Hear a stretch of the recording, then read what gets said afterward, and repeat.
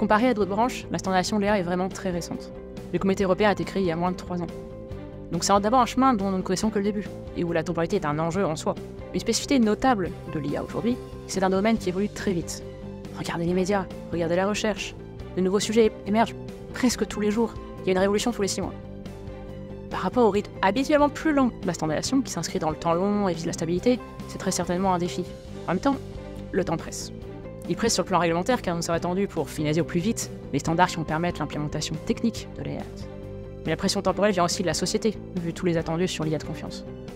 Essentiellement, nous devons apporter une réponse pour hier. Car aujourd'hui, des systèmes d'IA sont développés. Bien sûr, ils n'attendent pas, mais ils ne sont pas forcément développés dans le respect des bonnes pratiques qui font consensus. Une autre spécificité de la standardisation de l'IA est la grande diversité des acteurs et parties prenantes qu'il nous faut impliquer dans ce travail. Car l'IA affecte aujourd'hui toute la société et l'économie à tous les niveaux.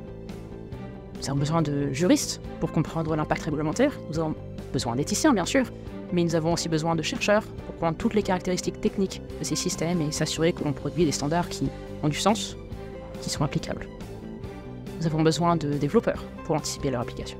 Nous avons besoin de représentants étatiques, des autorités, nous avons besoin de consommateurs. Nous avons besoin de votre voisin, dont les données personnelles peuvent être été utilisées pour construire un système d'IA. Nous avons besoin de grandes entreprises, mais aussi de start-up et de PME, afin de comprendre l'impact de nos standards sur la capacité d'innovation. En l'état, nous avons certaines de ces parties prenantes, je ne vais pas dire que nous en avons beaucoup.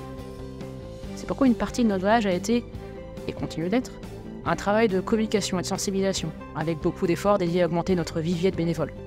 Oui, nous sommes beaucoup à être bénévoles, afin que davantage de gens contribuent leurs idées et leur vécu, et s'assurer que nos standards soient bénéfiques pour tous. Nous faisons aussi cela dans un contexte où beaucoup d'intérêts commerciaux sont associés à ces standards. Vu le marché actuel de l'IA, ce sont bien des milliards que certaines entreprises ont à gagner ou perdre ici.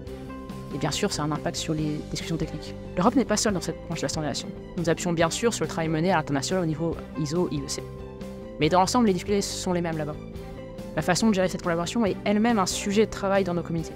Sur certains points, c'est un territoire complètement inconnu, même pour les équipes du SENSELEC et de l'ISO IEC. On crée de nouvelles procédures en ce moment même. Résultat de toutes ces contraintes, une particularité de la standardisation de l'IA est que nous travaillons majoritairement avec des gens qui ont très peu d'expérience en standardisation. Ce qui est certainement pas le plus facile. Mais en fait, c'est ok. Parce que le plus important, c'est d'abord de collecter les avis de toutes ces personnes qui développent, utilisent ou sont affectées par des systèmes d'IA.